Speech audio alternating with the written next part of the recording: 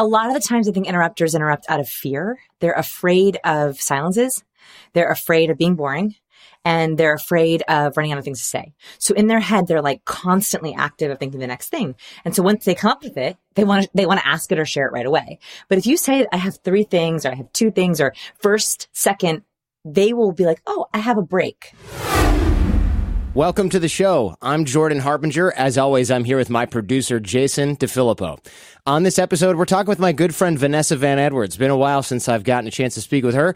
Flew up to Portland to hang out for a minute, and we did a show because that's how we roll, and it's also how we justify flying around all over the place to hang out with our friends. Not bad. It's a good time up there. If you're in Portland, you live in a great place. I'm just going to go ahead and throw that out there. If it didn't rain every day, I'd move there. Today, we're talking about how to make a graceful exit with social cues, how to show someone you're not attracted to them with social cues, how to show someone you don't believe them with social cues, and how to nicely interrupt someone with social cues. In case you haven't put it together, this episode largely revolves around social cues. There's a lot more that we discuss in this particular episode because Vanessa Van Edwards is a mastress of body language and nonverbal communication, which is one of the reasons we met in the first place. And, you know, she practices what she preaches. She's a nice lady, that Vanessa Van Edwards. I'm a big fan. I'm a big fan of her and her content, and I'm happy to bring some of that here to you today. Don't forget, we have a worksheet for today's episode, so you can make sure that you understand everything that Vanessa Van Edwards and I discussed, and you can actually apply it.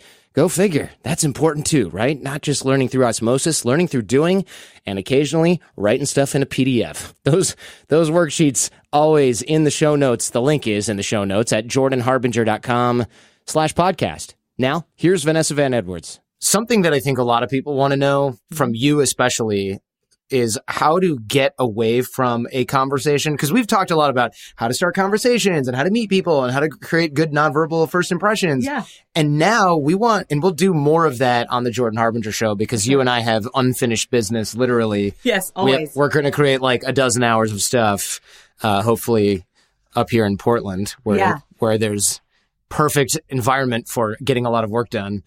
Lots of rain. It makes you really productive. Exactly. Makes you really productive and also makes you if there's nothing else going on. You have to work. You got to work. Exactly. It's not as tempting otherwise. But people want to know how to get out of situations. We talked about getting into social situations. Let's talk about how to get out of it because especially for the ladies, I think there's a lot of, okay, how do I make it stop? Yeah. Okay. So what's so interesting is I accidentally figured out this was a skill because I was teaching first impressions as a skill. Or I'm like, make a grand entrance, come in and wow them, right? All like that. That's a skill. And then I realized that you could have the most amazing first impression, a really great conversation, but if you don't know how to exit the conversation, it ends so awkwardly. Yeah, you're like, sure.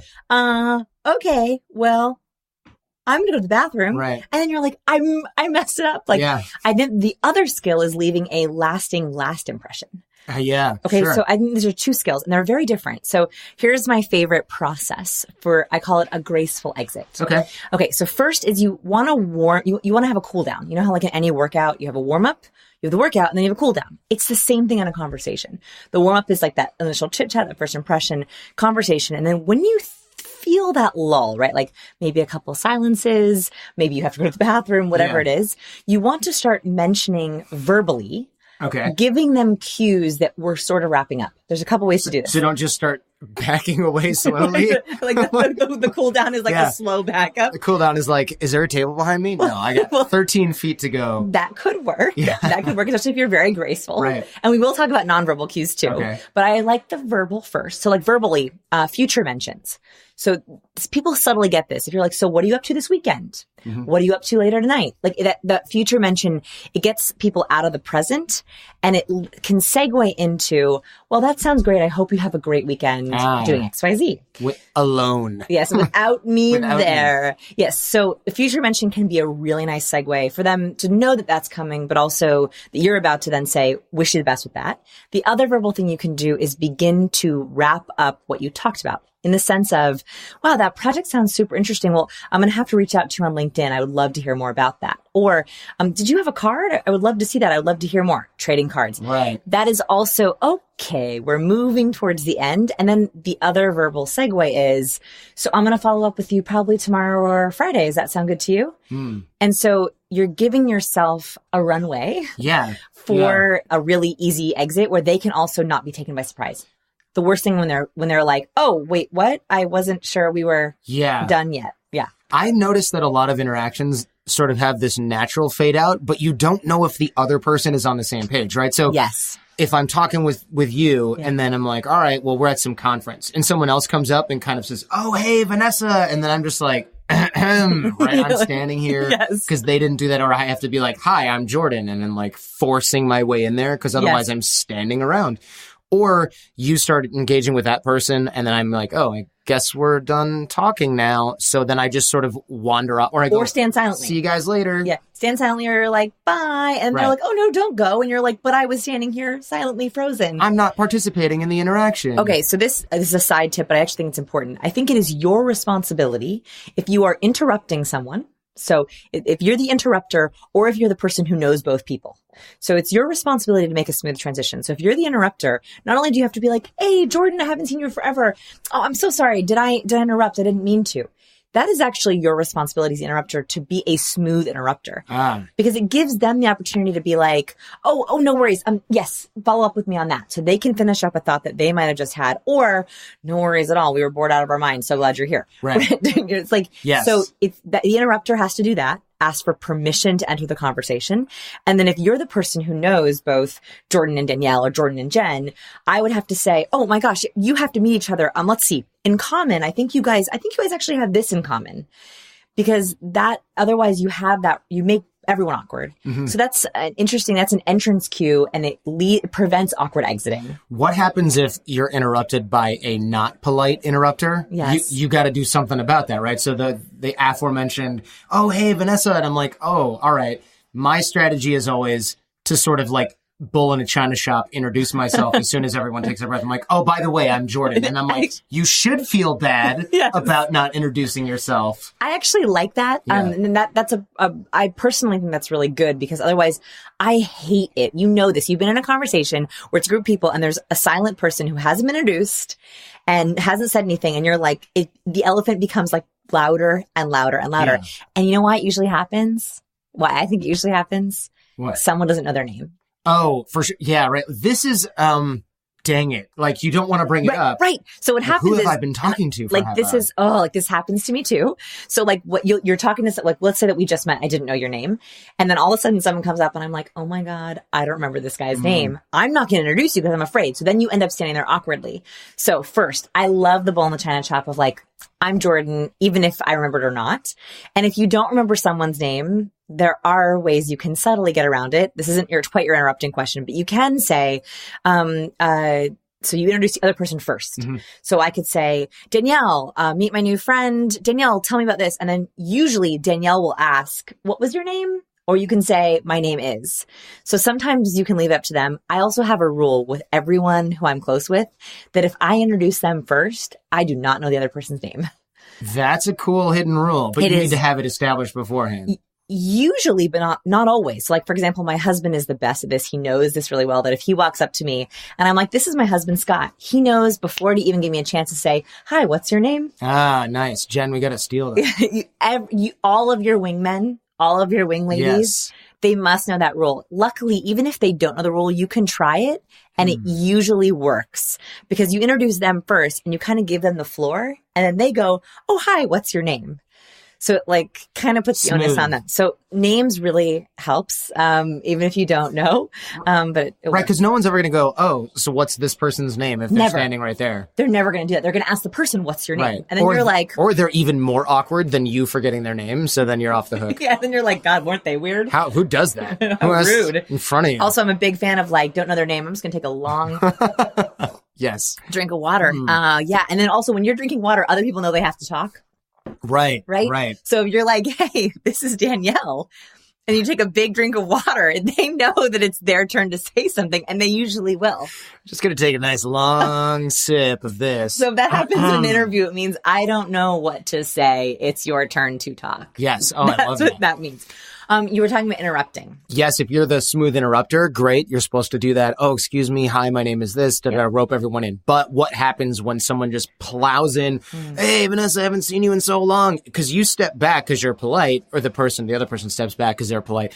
And then since I've stepped back, I'm just losing social status like every second that goes by. It's true, yeah. And I'm not one to be obsessed with social status, but it is at some point you just feel like, okay, I feel like such a schmo. Yeah. I'm furniture now. It's been a minute and a half. It's so weird. No one's talking to me. Yeah. Am I supposed to just leave now? So there's a couple different ways you can think about this. And I actually like to break it down really specifically. Mm-hmm. So first, you're breaking into a group. Let's talk about a group of people. Yeah. So my favorite strategy with a group is if you enter into a group that's in a conversation, most likely you will be sidelined because the group flow doesn't want to be like, oh, who's this new guy standing around? So what I like to do is in a group, actually sidle up to the one person who has very, very open body language.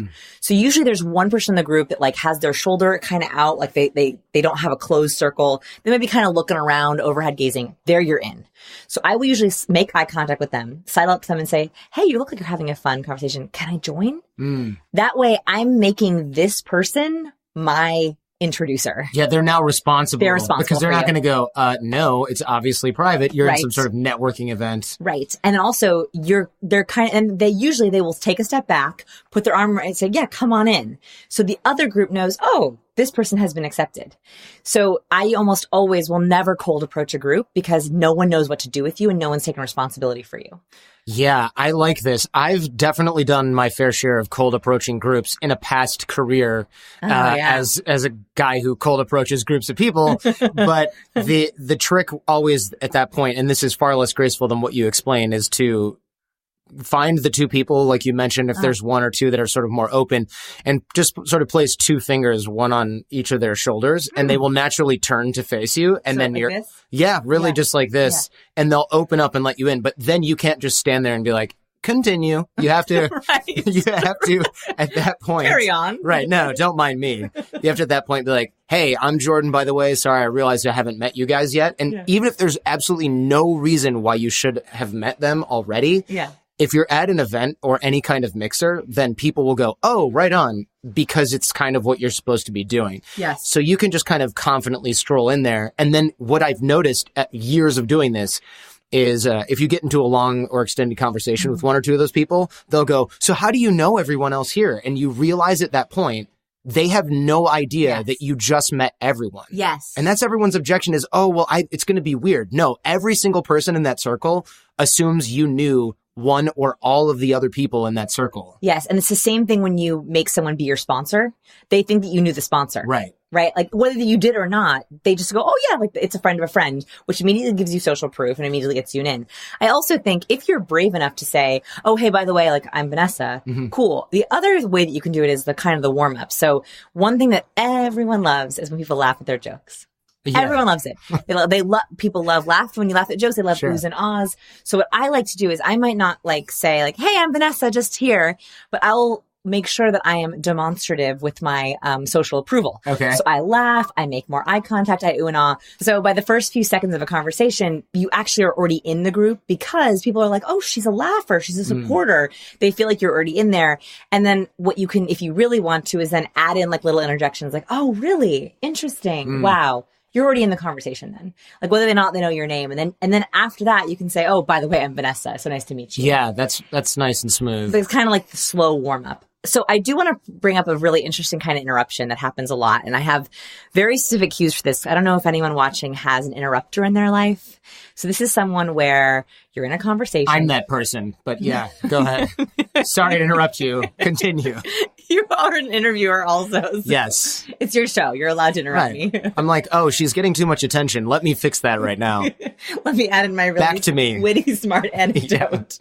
Okay, so if you have a Jordan in your life, all you have to do I'm just joking. You're not actually that long, extended sip of water. No. So I'm talking about, this is like a really bad interrupter. This is someone who they'll literally ask you a question, and while you are about to launch into it, they just like go into their next question or they go into their story. You know those people. They're rough. This episode is sponsored in part by ZipRecruiter. Every business needs great people. Tell me about it. And a better way to find them. So if you're hiring, there's a better way than just posting your job online and praying for the right people to see it in a sea of noise. ZipRecruiter learns what you're looking for and identifies people with the right experience and then invites them to apply to your job.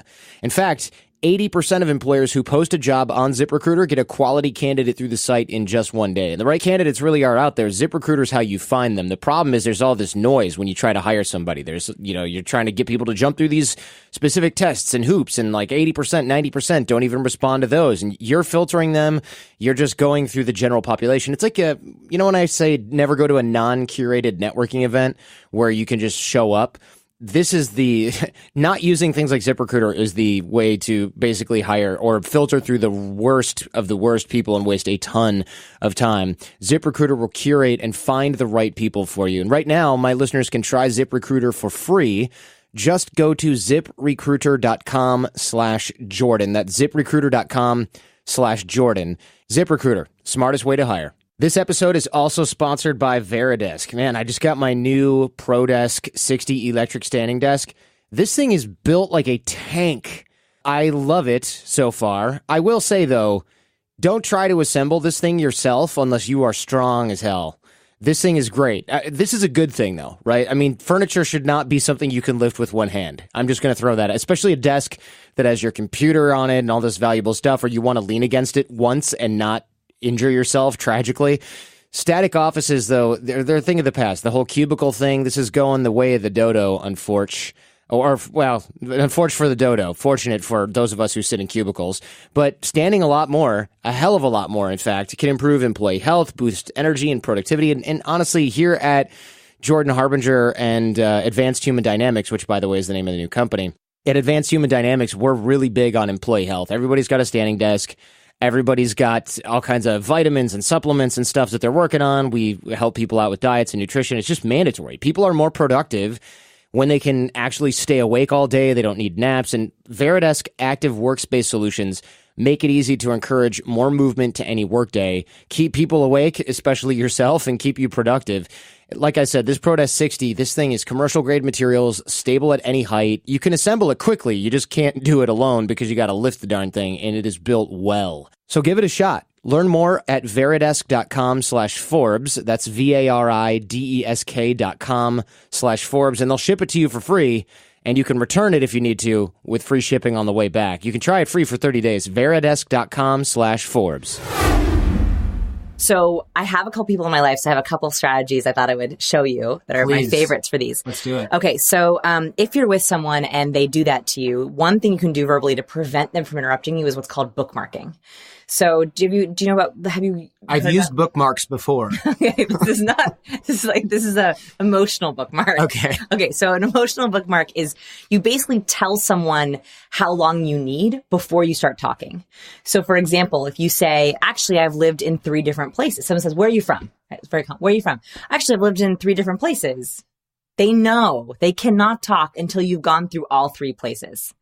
So there's actually 2 different phases. First, they know that there's a next that's coming. So you're like table of contents-ing your next sentence. Yes. Or next few sentences. Yes. And they know this, so they mentally prepare, I have a few seconds off.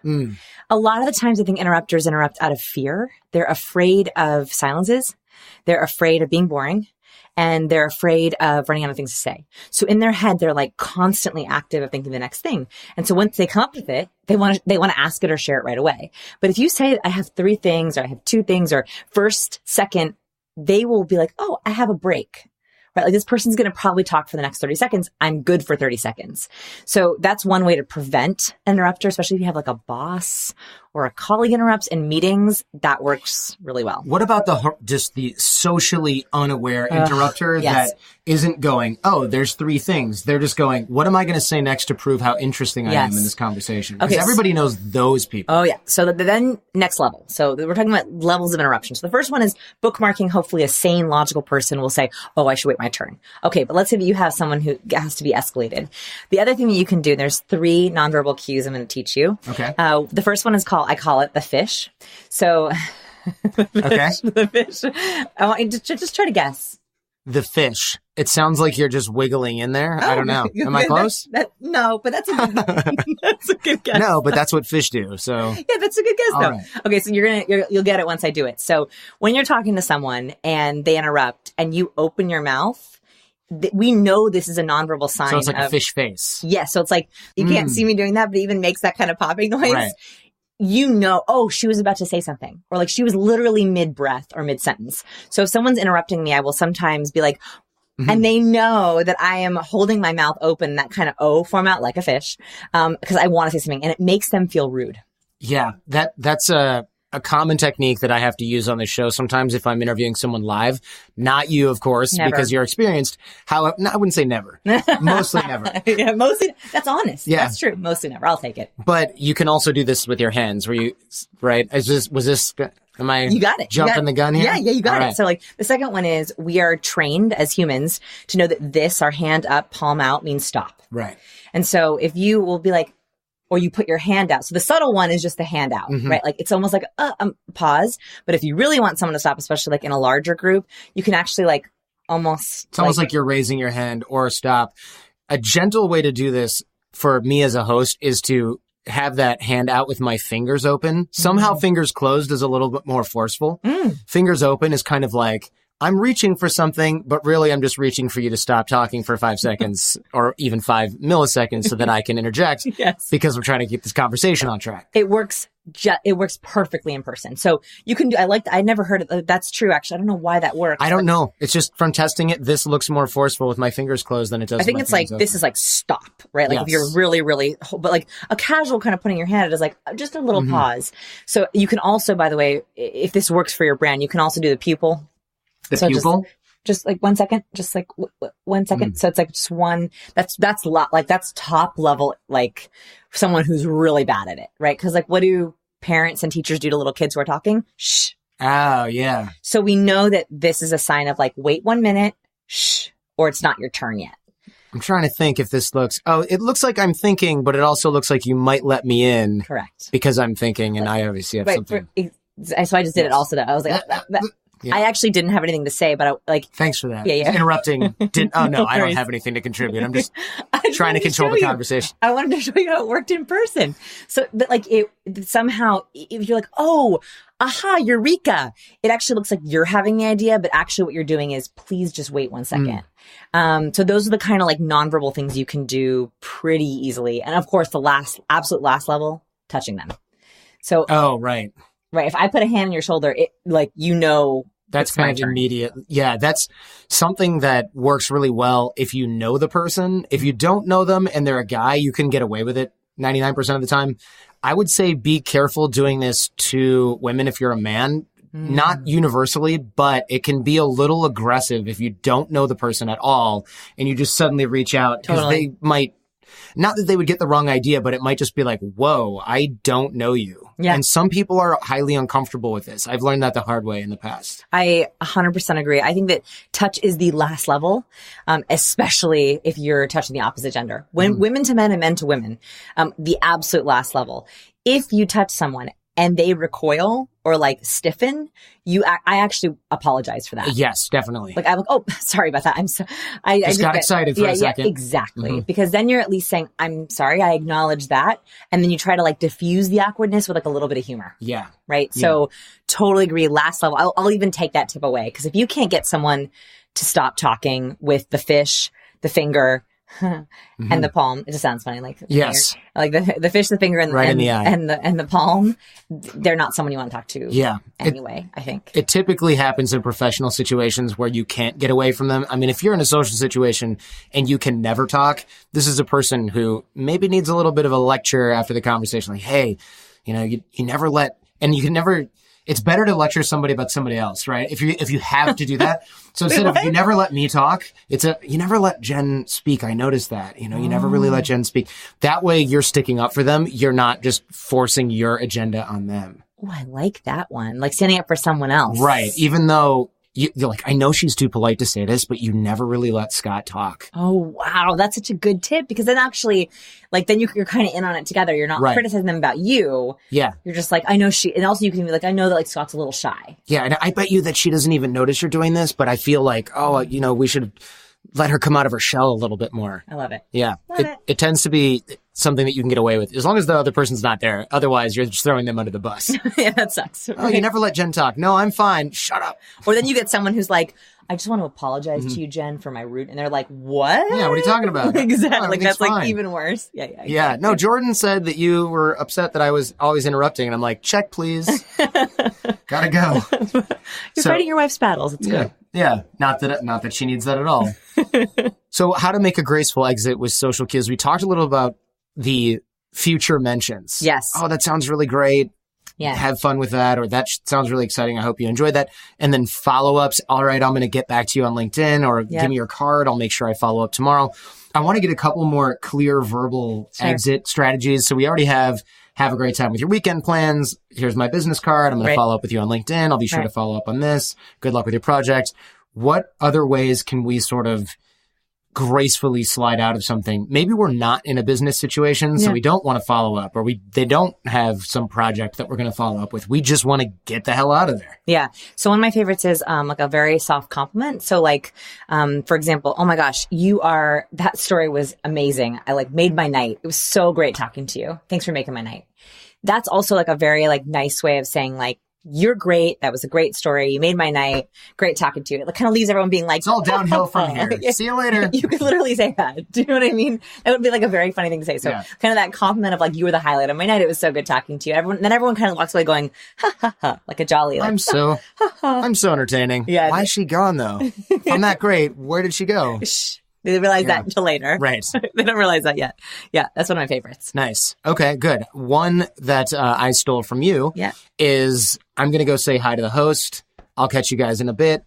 And you don't have to catch them in a bit unless it happens organically. Exactly. And no one's going to be like, how rude. She went to go say hello to the person whose house we're in. Exactly. How dare you? Exactly. So that's like one of my favorites. Fill and host with the boss, with, and you can also do this with, oh my gosh, I see one of my old college friends. I have to go talk to them before they leave. Or like, it looks like my friend's about to leave. I want to say goodbye to her before she leaves. All of those are very legitimate reasons to go meet someone else. And it gives someone like, oh, okay, like they have another purpose. Same with, I'm going to go refill my glass. If your glass is on the empty, people actually do usually notice it, and they're ready for you to say, I'm going to get a refill. Do you want to join, or like, should we chat later? So you can also use that as an example. So refilling your glass, going to the bathroom, getting something to eat. I almost always am a grazer at these kinds of things where I can easily refill my plate as opposed to sitting down and having one giant meal. Ooh, good strategy. Because it kind of gives you an out. Yeah. A little bit. Oh, these pizza rolls are really good and they're going fast. No joke. Like exactly. Like I gotta go get a refill before they all go out. Yeah. They have crab rangoon here, so screw you guys. I'm out. I gotta go. These pigs in a blanket are to die for. Yes. I've used that before, like not joking at all. So I think that those ones compliment and reasons to go. Oh, I love it. Okay, great. And so we have those sort of professional and not, I guess, more personal party excuses to go back. Casual, so casual, right? Like, so, you were great. You're so funny. Right? People always like to hear they're funny. Of course. And / other friends came in. People get, also, there's a big influx of people. The mood can sometimes change and people are very open to, clearly there's new people here. You want to go chat with them. Great. Yeah, I dig that a lot. And this sort of dovetails nicely with something we talked about earlier on the Jordan Harbinger show, which was bringing people to networking events. And then it's like, oh, I met a clinger. How do I get rid of them? And you have like the wingman strategy. And we can go over this stuff in another episode because I feel like you probably have a ton of those strategies as well. Clingers. Oof. Yeah, clingers, or what do I do with this shy person that I feel bad for because I'm always compelled to sort of, it's like, but for the grace of God go I, right? This used to be me.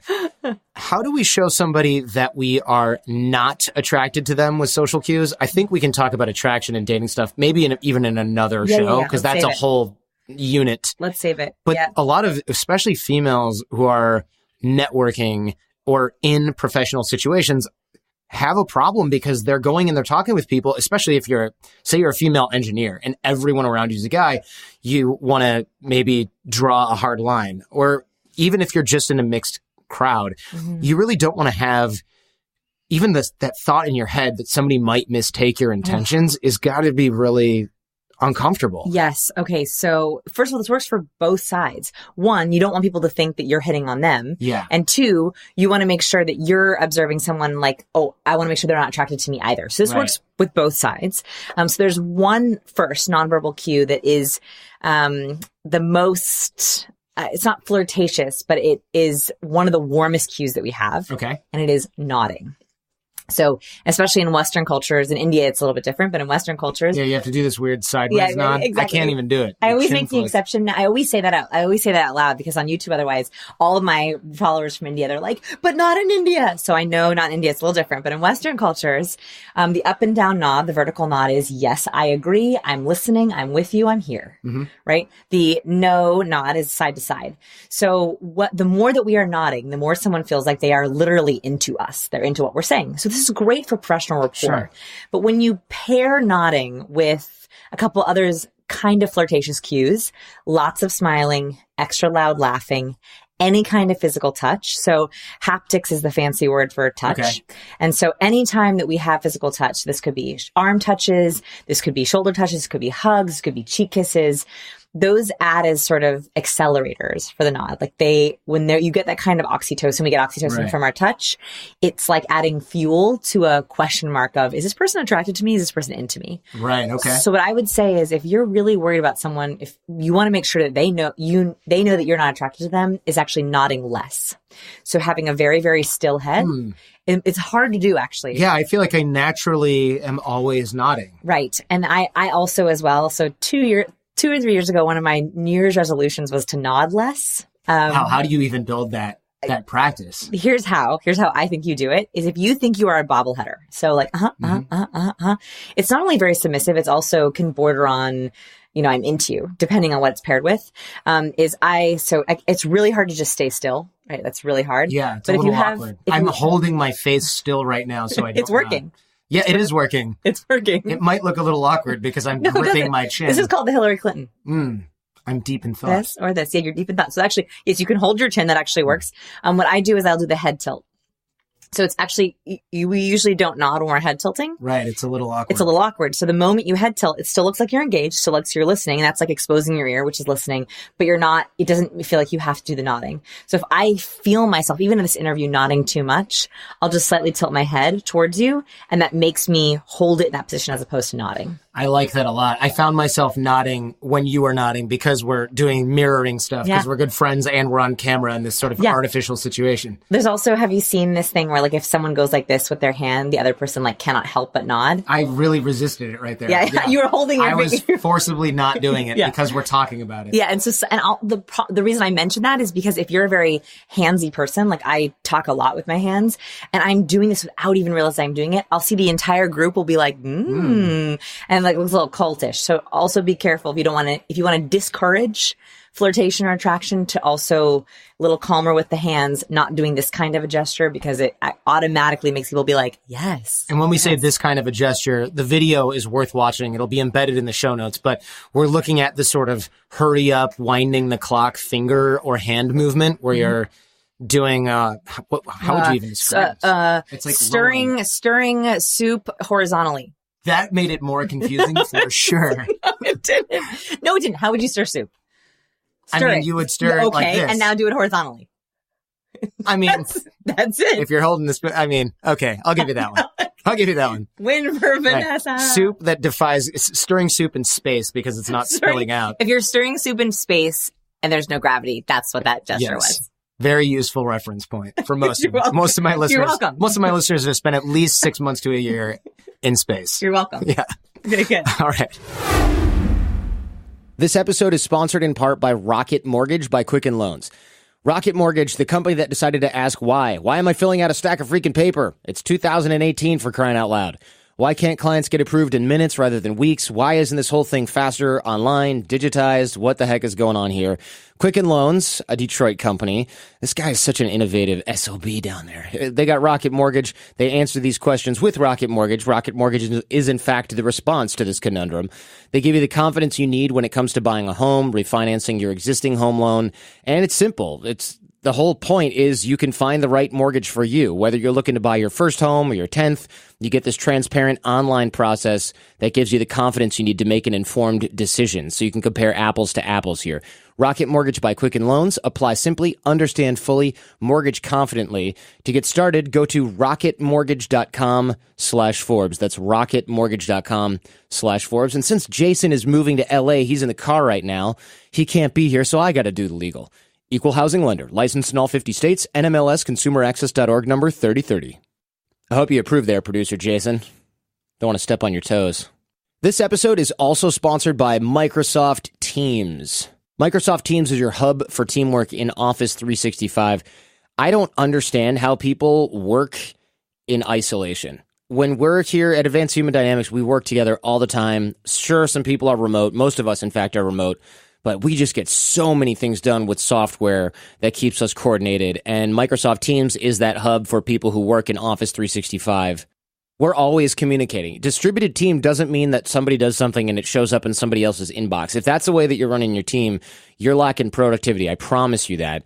We communicate constantly. We've got so many different avenues and channels of communication that are streamlined, maintained well. We have meetings that, I know. We have meetings. Go figure. I know people keep trying to get rid of meetings and it just does not work. You have to have group collaboration. Teams simplifies all your work communication into one spot. And with so much to look after, you just need one place to look, right? You need that single workspace where you can work, share, connect with other people in your work life. And Teams brings together the chats, the meetings, the files, the apps all into one place. And of course, they have mobile apps, desktops, so you can bring it with you. I know, isn't it funny? We used to be like, I don't want to bring my work with me. And now we're like, I need to bring this thing everywhere. Microsoft Teams in Office 365. Visit office.com/teams to learn more. We show people we're not attracted to them by nodding less, smiling less. So I want, can we dive into smiling for a second? Yeah, because I don't want people to be unfriendly. I know. So I really struggle with smiling specifically because on the one hand, you're told from a very young age, especially women, are told smile all the time, be friendly, be likable. And so when you first meet someone, you're told to smile, right? Yeah. Every first impression article ever says smile. And then on the other hand, research is pretty clear that smiling is more of a submissive nonverbal. Oh, crap. Yeah. So you can be friendly and submissive or unfriendly and dominant. Right. Now, I don't like that choice. I don't think it's that black and white. Sure. But I do think it's something to keep in mind. So, for example, typically, if you're in a room, and whenever I am in a room, I always try to cold read the room. This is like the best nonverbal practice. See if you can figure out who the boss is. See if you can figure out who has a crush on who. Mm-hmm. See if you can see alliances. It's a really helpful nonverbal strategy. You'll often notice that more people are smiling towards and at the boss, and the boss is smiling at no one. Typically, not always. Sure. And that's because subordinates just do. Like when I'm with a VIP, I'm like, ha ha, like I'm a grinning fool. Mm-hmm. And that's because it's seen as like a non-threatening, open gesture.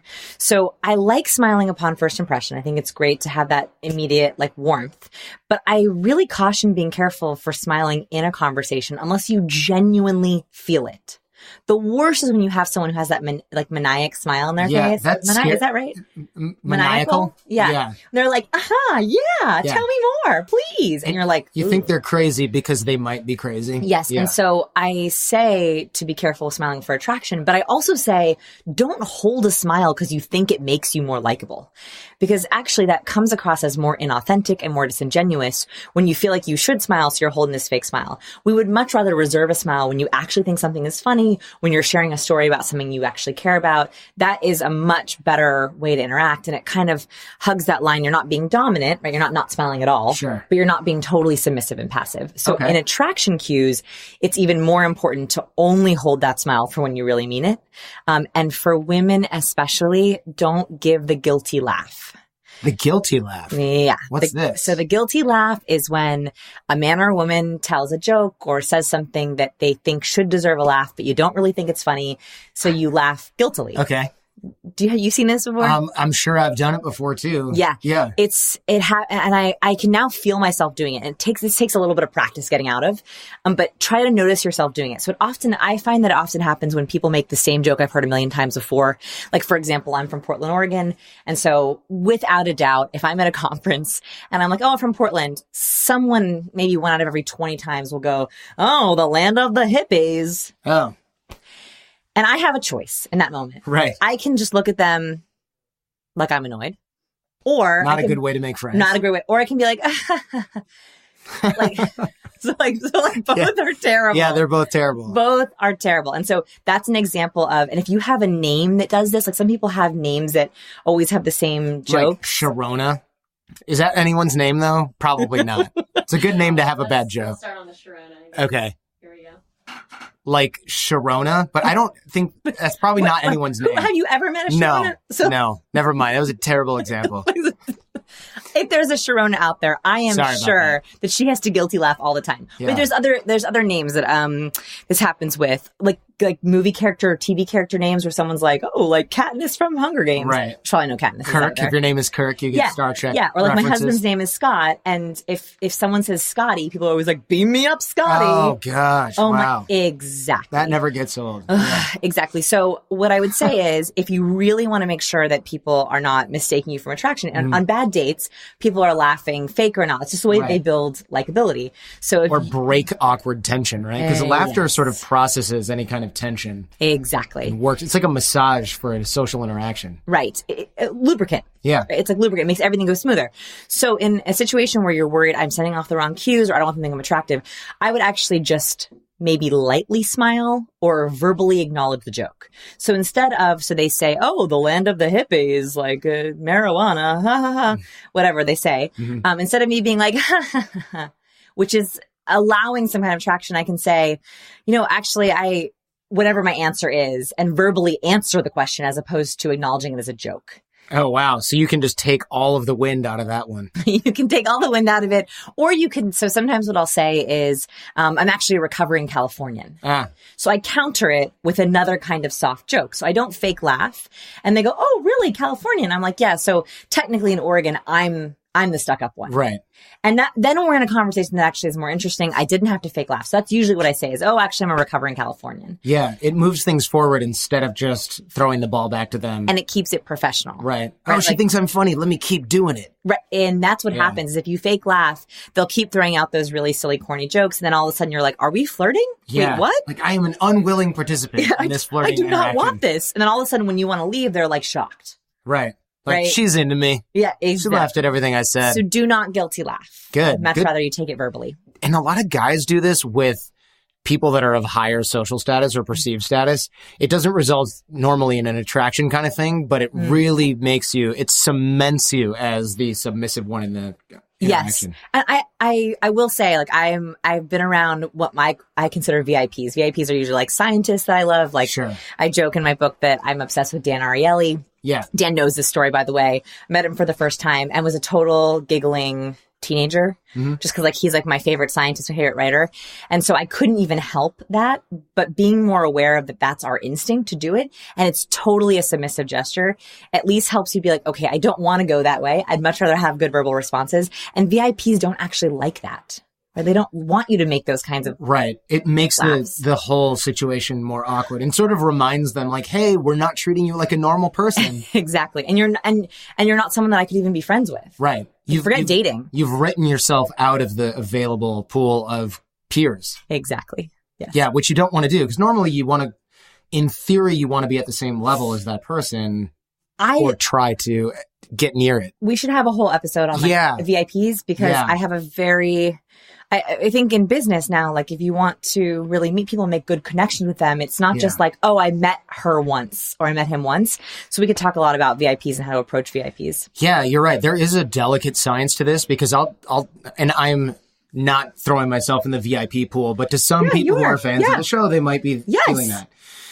There's people who try to, and this, you're right, this is a whole show. There's people who try to be like, I'm going to treat Jordan like an equal. And they say things that are like borderline offensive. They're negs. Yeah. And they're trying to be like, we're buddies, so I'm going to make fun of Jordan in front of all these people. And I'm like, dude, I don't know you. Yes, that happens to me all the time. Yeah. I have had, so negging, I don't know if you're familiar with that. I remember it from the like pickup days where you're like, oh, that lipstick looks really good on you. I think my grandma has that color. Yes, exactly. It's Or like a neg that I get often is, oh, you're nicer looking than your picture. Wow, that's super rude. I'm like, okay, thanks. Like, yeah. Or someone once told me, oh, you're nicer like than you you're not look. nicer looking than your picture. Your picture's way better than or that. See, someone once told me I'm nicer than I look, or I'm not as bitchy as I look. I'm like, oh, you don't. Yeah, thanks that's really for that. And I do have RBF. harsh. Like I have resting bitch face. So anyway, I've never seen that on you, for the record. Oh, Maybe it's because you're always so happy to see me. thank you. It's true.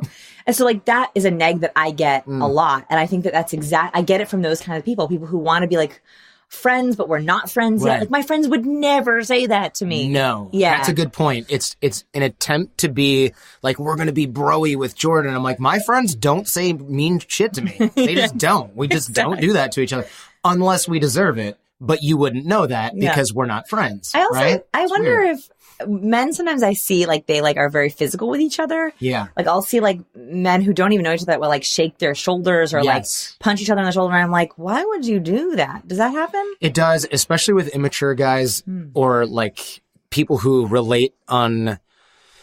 Let me think about this. It's an immaturity thing because I used to do it a lot when I was more shy and awkward, because if I didn't know what to say, I'd be like, bam. And some people would be like, why did you just hit me really hard? And I was like, I don't know. Guys do this on TV and I don't know what to do with myself, right? That's high school. Yes. But I also noticed there is this physical dominance thing that happens with guys, and they'll be like, oh man. And they'll like, and I don't even want to do this to you because it's so awkward. They'll put your neck in the crook of the arm and drag you in almost like a headlock. Yes. Nobody should do this to a female, by the way. It is way too aggressive. But guys will do that to each other. And I'm like, I don't know you. Yeah. You are literally That's what attacking I've me, seen. and I'm freaking out now. That's what I've seen. And I have not seen it done with actual guy friends. I usually see it done with some kind of a difference where I'm like, ooh, that sucks. Yeah, that's So don't do that. Don't do that. No headlocks, no like, and if you grab someone on the shoulder, you really have to know them well enough. Like if I do this is fine, we're friends. But if I'm like gripping you and shaking you back and forth, again, I would never do that with a female. I would only do that to a guy I've known for a long time, and I'm really happy to see them. So that's such a good point. So what you should never do non-verbally, I think, is also pats. So like patting is like a very submissive. It's like I'm dominant to you. So I don't know if you've ever seen this happen before, but like even like the kind of pat on like the shoulder, like you're fine, little one. It's like that's incredibly awkward. It's even very, in very demonstration. I've seen actually bosses do it to employees, and I think they do it well-meaning. Like they think like, I'm acknowledging you non-verbally, good job. But actually, it's very much like an owner and a dog, and so never do the pat, ever, ever, ever. So what is acceptable then? We've basically ruled out almost every single kind of physical touch. Basically, just don't even look at people. Mirrored touch. My favorite is mirror touch. So mirroring is its own very delicate science, because I hate when body language experts are like, oh, like if they're sitting like this, then you sit so like. So now I'm like, okay, I have to sit oh, like this now. Now and we're like it's having a conversation. It's so awkward, and like it's so rarely done right. But I do like the idea of bids. So Dr. John Gottman is a researcher, marriage and family counselor, and he has this idea of bids that couples, especially, but everyone, you offer a request for a bid. So I might say to my husband, "How do I look?" That's a bid for affection, for reciprocation, for acknowledgement. He can say, "You look great, honey." Right? That's a received bid. And you say, "Not as bitchy as you do on the cover of your book."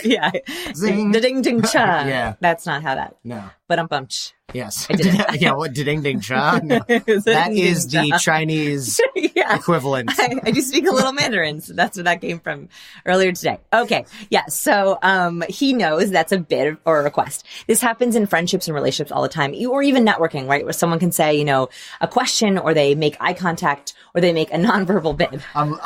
Every time we do an interview, something funny happens, and I can't stop laughing. Sitting, zing, cha. I'm just gonna, still going on that one. Cha means tea. It does. It's a special kind of tea in Chinese. Yes. And ding ding. I appreciate you trying to get my brain back into a logical mode so I can stop laughing and continue the conversation. It's okay. You can always laugh. All right. So bids. So bids. So I think bids happen all the time. We should be better at recognizing them. And this is something that I preach and teach a lot, which is any small bid that's offered should be taken with gratitude and held and received. So, for example, if someone does this to you while they're talking, that's actually a bid. So right? reaching out and touching my reaching out, upper arm. yeah, reaching out, touching an arm, or putting an arm on the back, or even putting an arm on a hand if you're talking. Women will do this. Can you do this with me? Just so sure. So if you hold up both of your hands like this, like let's say that you're holding your glass or networking. Women will sometimes do this where you just shared something really personal with me, and I'll hold both your hand and go, oh, I'm so sorry, or I know this. It's almost a way of having a hand hug. Mm-hmm. I like that. And if you're wondering what we're doing, watch the video embedded in the show notes. It's really good. It's a hand hug. You can't get that anywhere else. Here's another hand hug. You want to see it? Yes. That's a hand hug. That's a hand hug. That's I wasn't totally sure what to do there, but keep your hand straight and then put your thumb like that. That's a tiny little hand hug. Yeah. Okay. So that is anytime someone reaches out and touches, it is a bid for connection, for affection.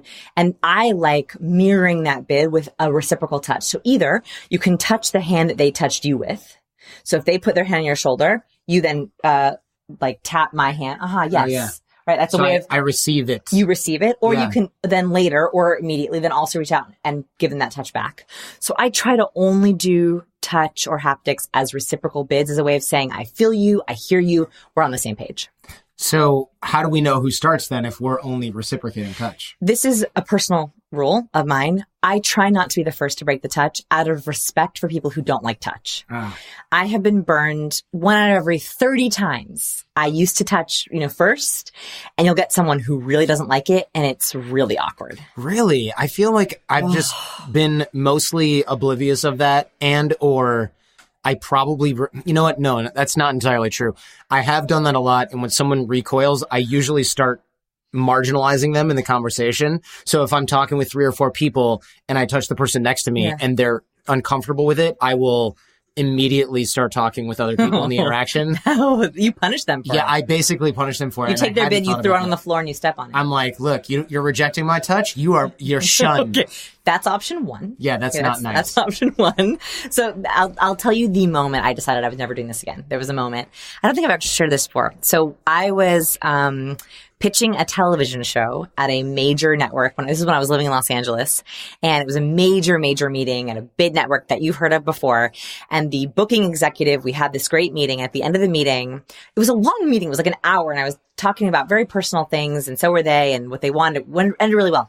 And he reaches to say goodbye. And it was one of those moments where I didn't know if he was going for a handshake or a hug. And I felt the meeting went really well. And so I said, oh, I'm a hugger. And he goes, well, I'm not. Oh, ouch. He just spiked your bid. He stood there limply while I hugged him. Oh my God. It was. Oh my goodness. And I didn't get the show, and I have no idea this had anything to do with it, but I swear it did. I swear I left the worst last impression, and I was like sweating afterwards. I felt so bad. And I from that moment on, I was like, I am never first touching. I'm always making sure that I respect it. Cause maybe he had some, people have trauma. Sure. I mean, it was rough. And so I thought to myself, you know what? For anyone who's had any trauma, I'm always going to respect them and let them touch first. I'm surprised, but he said, I'm not. And then you just hugged him anyway. I was already here. I was like, okay, so put your hand. I was like, with this. And I was like, oh, I'm a hugger. I'm not a hugger. That's where it was. We were already You're hugging. assaulting me. Yeah. That's where it was. And I was literally hugging him while he limply stood in my arms. Oh, I feel the creepy crawlies on my body. It was horrible. And so that's why I say my advice is to try to wait if you can. But if you're a very, very a touchy person and that's how you interact with someone, it could be actually going back to your option 1. Yeah. Maybe that's a way that you can test people out. Yeah, right? sure. Although I will say in professional settings, touch far, far less than in personal settings. Yes, please. Because in personal settings, I can always go, whoa, I made that person really uncomfortable. There are virtually no consequences as a result. But if you're closing a real estate deal and you hug someone and they're like, wow, that was incredibly awkward. Now, well, congratulations on you meeting your new boss and totally. Exactly. Or me not getting a television show. Right. Because I hugged someone wrong. Yeah. Well, I guess you're going to have to go crush it on YouTube, which you've done. Screw you, Boom. NBC, or whoever that was. It wasn't NBC. Okay, got it. You're like looking at me. I'll tell you what it was later. Yeah. No, I'm like, oh, I definitely wanna It's a know. 3-letter. Oh, that narrows it down. Yeah, Exactly. I got it now. Vanessa, thank you so much. We have hours of this stuff. We're going to do a lot more. Yes. Because every single thing I feel like we create together is freaking Magical. gold.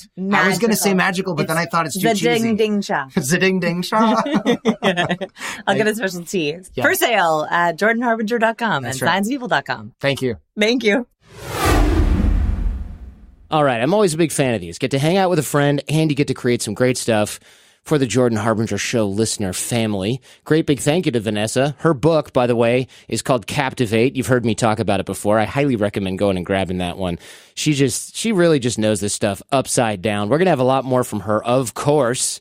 How could we not? If you enjoyed this one, don't forget to thank Vanessa on Twitter. That'll be linked up in the show notes for the episode at jordanharbinger.com/podcast. Tweet at me your number one takeaway here from Vanessa Van Edwards. I'm at Jordan Harbinger on both Twitter and Instagram. Man, I wish I'd started doing Instagram earlier. I just started it. And man, it's just everyone is on there. And it's fun. It is fun. I never thought I would be taking pictures of stuff, but now that they allow videos, I can goof around on there. So be forewarned. There's a lot of content on there that I put out, but there's also a lot of stuff that, you know, if you're in it for the content and you don't like my personality, I don't know why you listen to the show, but you're going to get a heavy dose of that on my Instagram. So if you're just in it for the worksheets, stick to that.